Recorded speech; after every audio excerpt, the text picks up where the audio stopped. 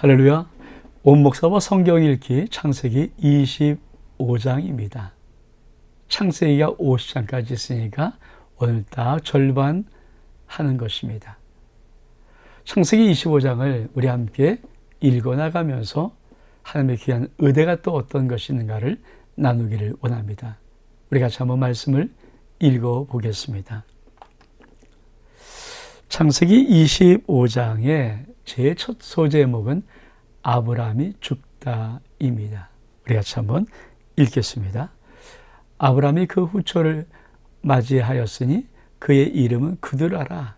그가 시므란과 욕산과 무단과 미디안과 이스바삭과 수아를 낳았고 욕산은 스바와 드단을 낳았으며 드단의 자손은 아수르 족속과 르드 족속과 루미 족속이며 미디안의 아들은 에바와 에벨과 한옥과 아비다와 엘다아이니 다 그드라의 자손이었더라.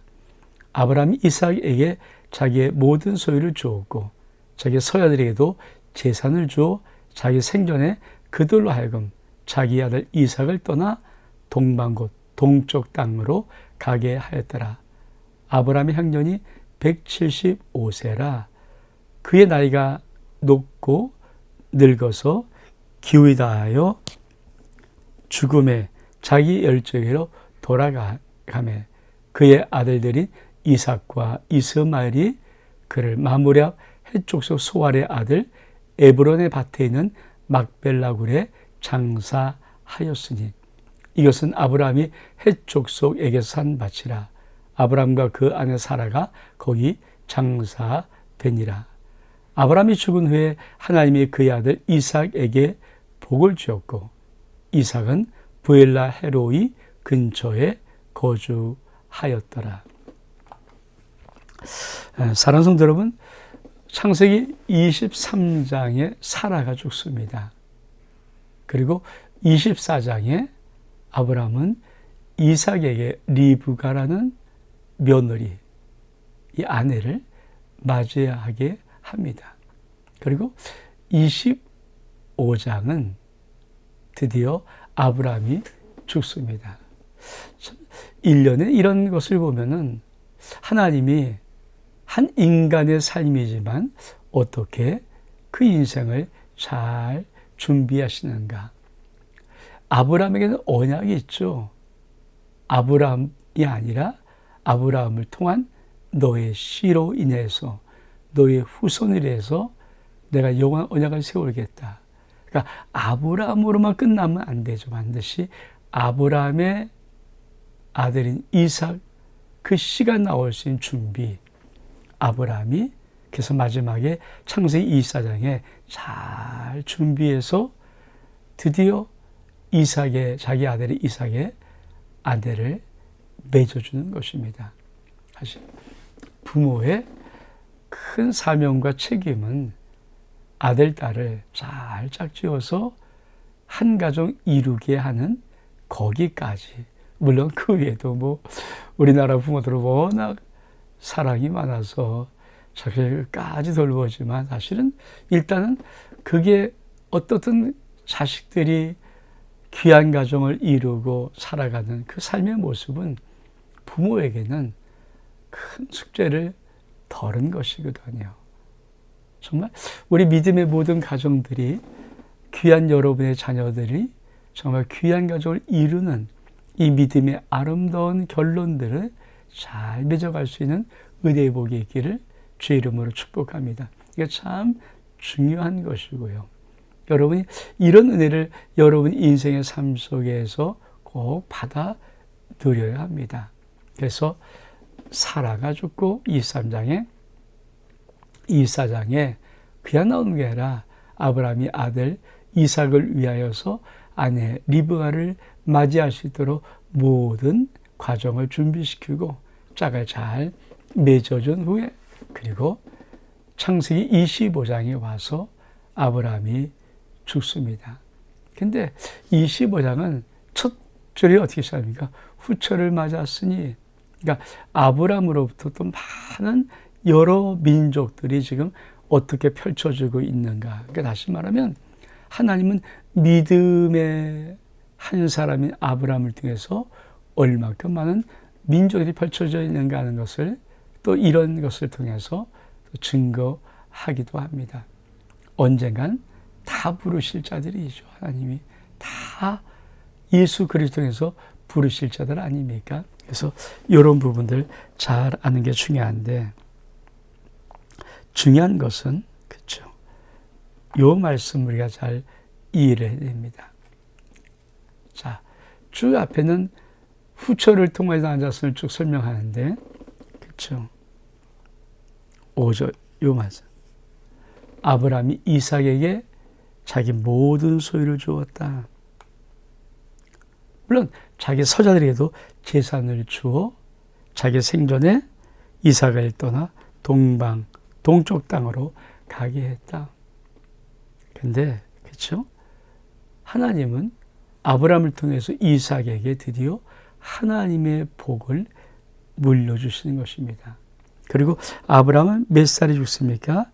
175세. 아브라함이 75세에 하나님의 부름을 받았으니까 몇 년 동안? 그렇죠. 100년 동안 하나님과 동행하면서 그 신앙의 긴 여정들을 살아왔습니다. 그리고 우리가 또 여기서 하나 꼭 기억할 것은 8절입니다.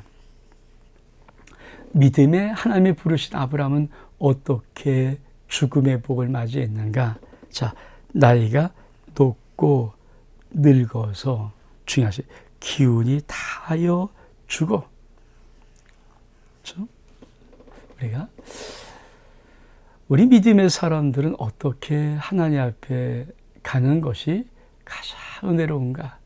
하나님이 아브라함의 죽음을 통하여서 믿음으로부터 첫사람 아브라함에게 죽음의 의미를 어떻게 주냐면, 나이가 일단 높습니다. 그렇죠?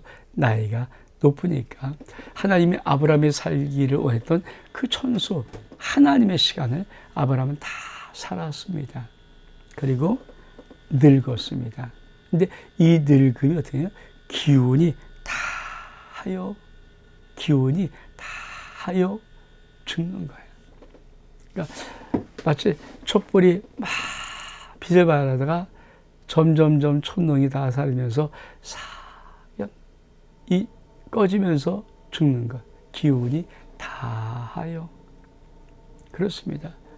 우리 기운이 다해서 죽는 것이 하나님이 믿음의 사람에게 주고 싶은 본되는 축복입니다. 여러분, 우리가 그러므로 기운이 팔팔하고 남아있을 때 그 기운 엄한 데 쓰지 말고 하나님의 귀한 의대, 하나님의 사람, 아버지의 복음, 아버지의 충성하는 일에 온전히 다 쓰고, 정말 이 땅을 살아가면서 우리 기운이 진하고 우리 기운이 다하여서 죽어가는 이 아름다운 인생의 죽음을 맞이할 수 있는 것도 정말 귀한 믿음의 사람의 죽음의 복이라고는 생각합니다. 그렇죠. 사실 우리 나이가 좀 어느 정도 드신 어르신들은 불안한 게 있잖아요. 아프지 말아야 될 텐데. 왜 그렇습니까? 혹시 자식에게 누가 될까 봐 아프지 않았으면 좋을 텐데, 치매 안 걸려야 될 텐데. 여러분, 우리가 아브라함의 믿음을 그대로 이어받아서 우리도 믿음의 아브라함의 귀한 이 은혜의 세계를 우리가 살아갈 수가 있습니다. 그래서 오늘 이 말씀은 참 중요한 말씀입니다. 그의 나이가 높고 늙어서 기운이 다하여 죽어. 그렇습니다. 이것이 우리 모든 노년의 삶을 살아가는 모든 분들의 하나님이 주신 귀한 죽음의 복이 될 수 있기를 주의 이름으로 축복합니다. 그리고 나서 두 번째 단락에 보면 이스마엘의 후예가 나옵니다. 사라의 여종 애굽인 하갈이 아브라함에게 낳은 아들 이스마엘의 족보는 이러하고, 이스마엘의 아들들의 이름은 그 이름과 그 세대대로 이와 같으니, 이스마엘의 장자는 느바쇼죠. 그 다음은 게달과 압부엘과 미삼과 미스마와 두마와 마사와 하닥과 데마와 여돌과 나비스와 게드마니 이들은 이스마엘의 아들들이요 그 총과 부락대로 된 이름이며 그 족속대로는 12지도자이었더라. 이스마엘은 향년 137세. 몇 세요? 137세.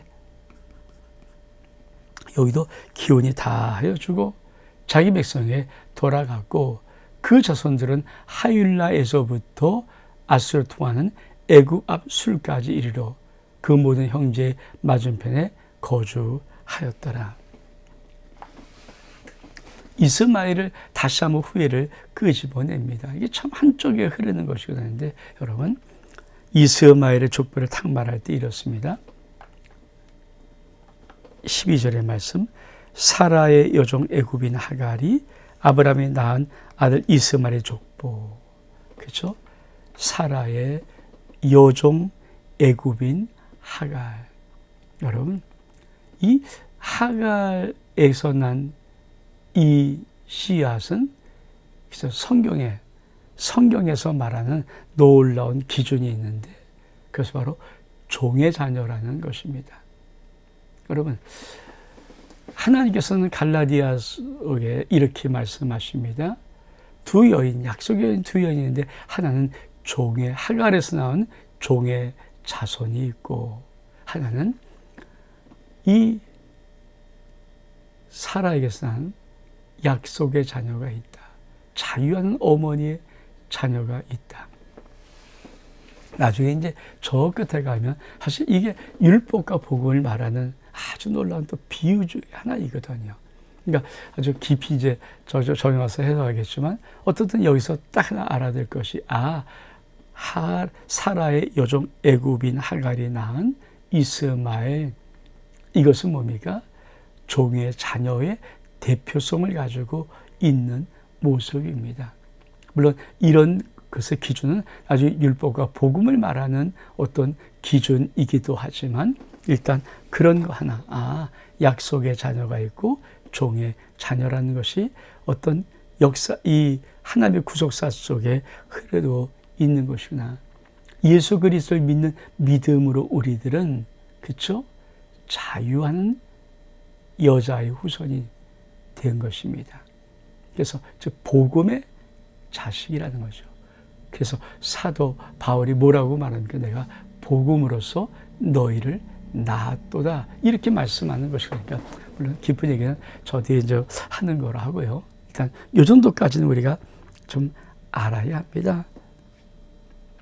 세 번째 단락에 우리 볼까요? 세 번째 19절부터 에서와 야곱이 태어나다. 아브라함의 아들 이삭의 족보는 이러하니라. 아브라함이 이삭을 낳았고 이삭은 40세 리브가를 맞이하여 아내를 삼았으니 리브가는 밧단 아람의 아람 족속 중 부들의 딸이요 아람 족속 중 라반의 누이였더라.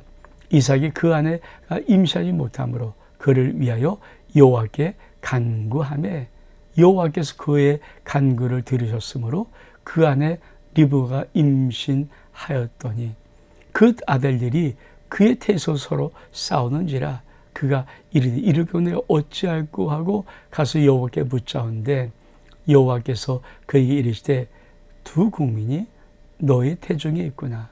두 민족이 내 복중에서부터 나누이라. 이 족속에서부터 강하겠고 큰 자가 어린 딸을 섬기라 하셨더라. 그 해산 기한이 찬즉 태에 쌍둥이가 있었는데 먼저 난 붉고 전신이 털로 같아서 이름을 에서라 하였고 후에 난 아우는 손으로 에서의 발꿈치를 잡았으므로 그 이름을 야곱이라 하였으며 리브가 그들의 낳을 때 이삭이 60세였더라. 그렇습니다. 여러분, 두 번째, 그러니까 첫 번째 아브라함이 죽으면서 하나 탁 끄집어내는 것이 뭡니까? 이제 아브라함의 장례를 치러왔던 이스마엘을 다시 설명하면서 율법과 복음에 대한 어떤 힌트를 탁 하나 주는 거예요. 종의 자녀와 약속의 자녀. 이게 이스마엘과 이삭의 이 차이점입니다.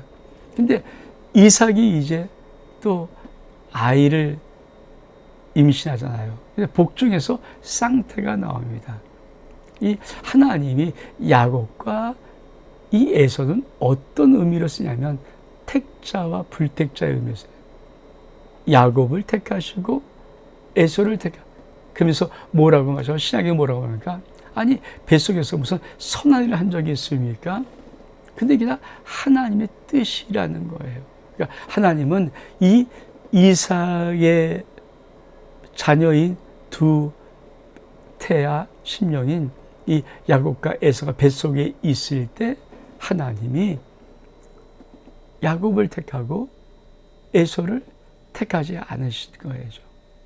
그리고 뭐라고 이야기하십니까? 큰 자가 작은 자를 섬길 거야. 아니 이 뱃속에 이 쌍태 태아가 뭘 할 수 있어? 아무것도. 그게 선택 이론입니다. 그래서 인간이 윤리도덕적인 차원에서 보면 이렇게 불공평할 수 있는가?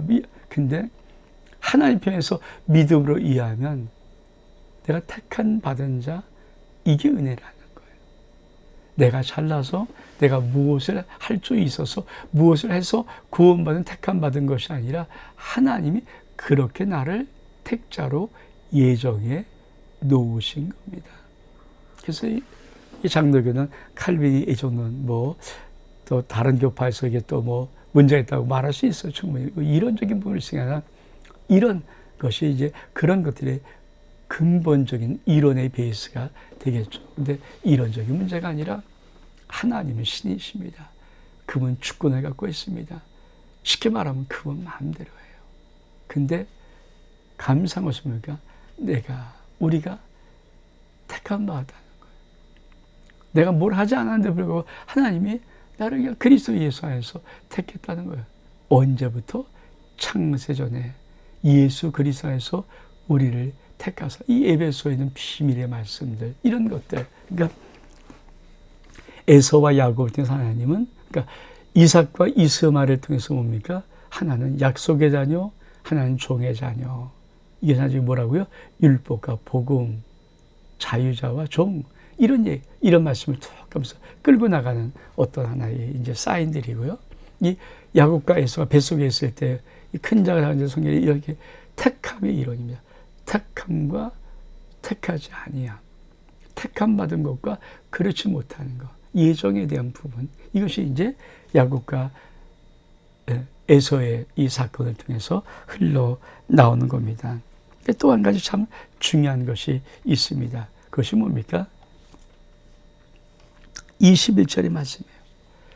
이삭이 그 아내가 임신하지 못함으로 그를 위하여 여호와께 간구하며 여호와께서 그의 간구를 들으셨으므로 그의 아내 리브가 임신하였더라.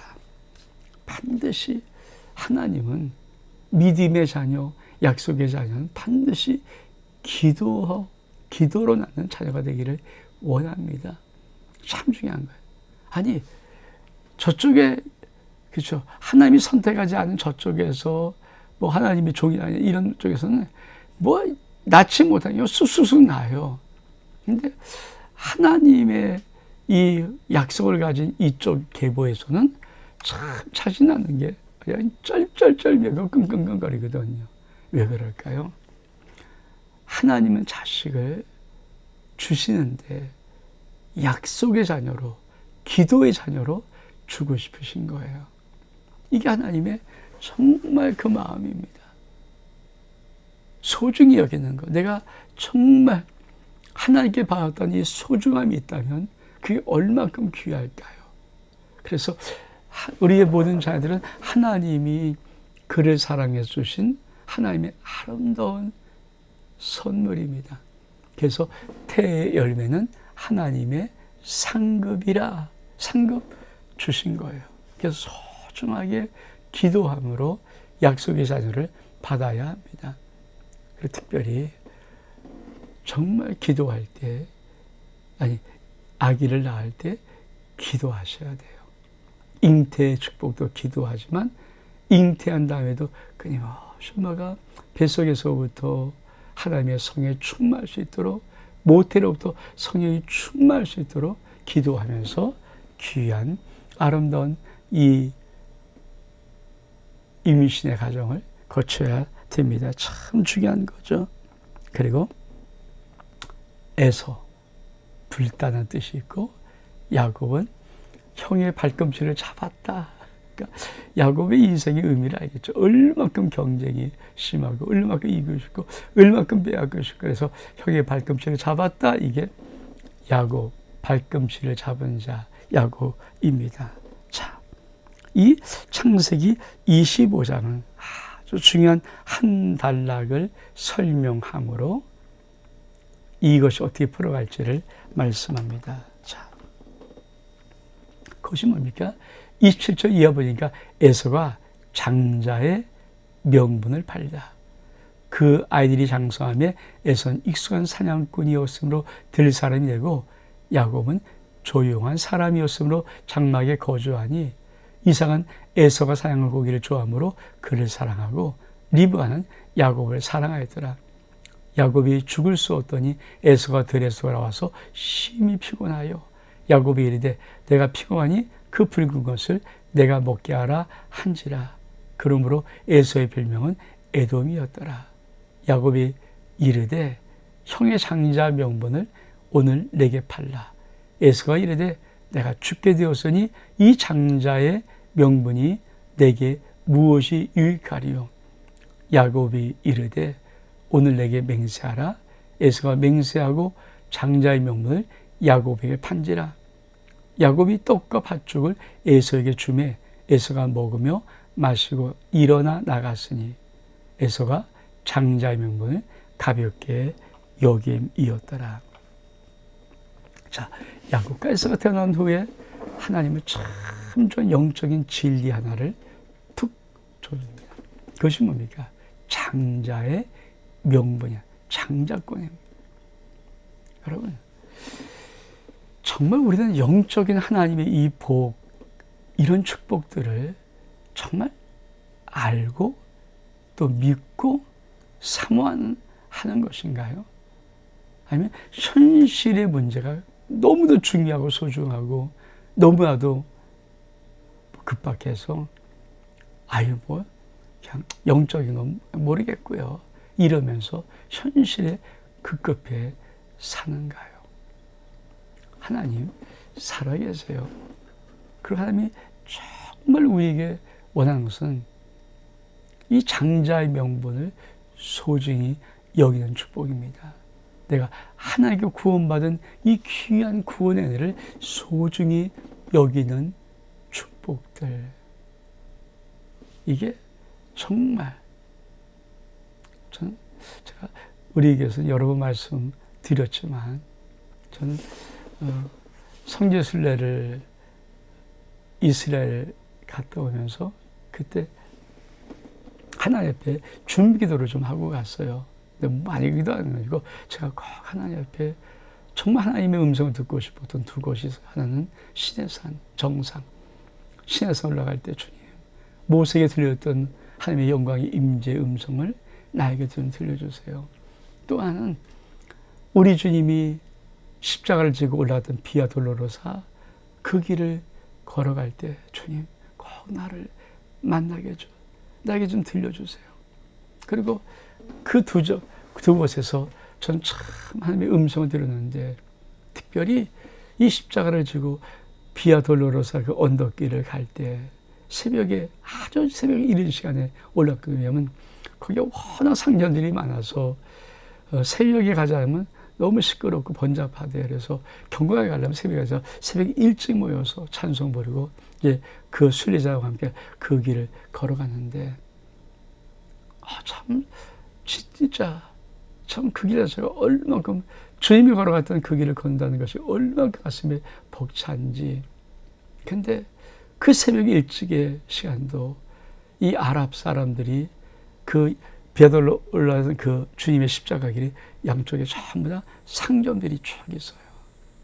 근데 제가 뭐 올라가면 찬송 부르러 올라가다가 하나님께 정말 던지고 싶었던 질문을 했어요. 하나님, 제가 다른 성지를 보니까 참 예쁘게 아름답게 성지를 꾸며놓으셨는데 왜 예수 그리스도 온 인류의 죄를 지고 우리 주님 올라가신 십자가 이 길을 왜 이렇게 더럽히면서 이렇게 장사치가 많고 왜 이렇게 만들어 놓으셨나요? 왜 하나님 아버지는 이곳을 성스럽고 거룩하고 왜 만드시 못하셨을까요? 왜입니까? 할 때 제 영혼 속에 던졌던 주의 음성, 그때 저는 제가 그걸 잊었어요. 너도 더럽히려느냐? 예? 수많은 사람이 예수의 십자가를 지고 주님을 따른다고 주님이 걸어가지만 그 사람들이 뭐 장사들이 대단한 물건 파는 거 아니에요. $1, 우리가 올라가면 $1. 정말 $1. 우리 아들 지금 1,200원 정도의 그런 거. 뭐 대단한 게 있으면 같이 하겠습니까? 근데 $1 그 상점이 질변 그곳에 사람들이 $1 소리에 고개를 돌리면서 기웃기웃하고 들어가 빠진다는 거예요. 그러면서 하나님의 그 십자가의 주님의 그 십자가의 그 길을 더럽히고 있다는 겁니다. 그걸 깨닫게 하시는데, 그래서 주님이 나에게 다른 말 하지 않고 너도 종민아 너도 더럽히려느냐. 제가 그 음성 듣고 정말 주님의 마지막 그 길 아주 울면서 엉엉 울면서 올라가서 너무 말할 수 없는 울음이 나와서, 지금도 여러분 하나님의 아들 신이 우리를 위해 당신 아들 예수 그리스도의 생명값을 주었잖아요. 근데 오늘도 수많은 사람들이 그게 얼마큼 귀한지를 모르고 정말 이 세상에 아무것도 아닌 $1 곳에 기웃기웃거리고 눈치 보고 마음이 뺏기고 그쪽 길로 향하면 그러는 것이 얼마큼 많은지 하나님이 그래서 그거 교훈 주려고 우리에서 그 일을 다 깨닫는지 모르지만 전 정말 미칠 만큼 정말 가슴이 터질 만큼 그 음성 속에 울면서 올라갔거든요. 제가 수없이 고백하시 나는 안 그렇게 해요. 나는 안 그렇게 해요. 그러면서 역시 또 현실의 문제 앞에만 쉽지 않은데, 여러분 오늘 에서가 또 장자권이 있지 않습니까? 야곱은 장자권 자기가 갖고 싶은 아이 살아요.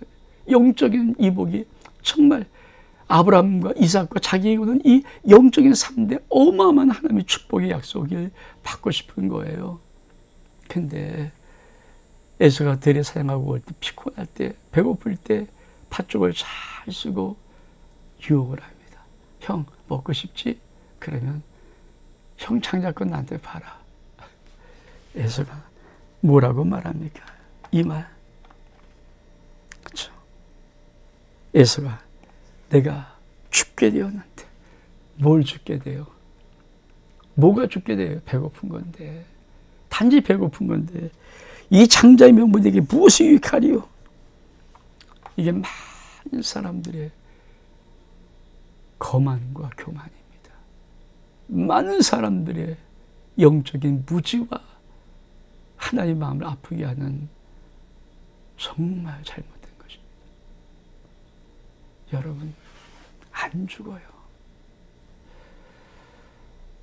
여러분 현실 좀 없어지고 무너진다 해서 우리 죽지 않습니다. 망하지 않습니다.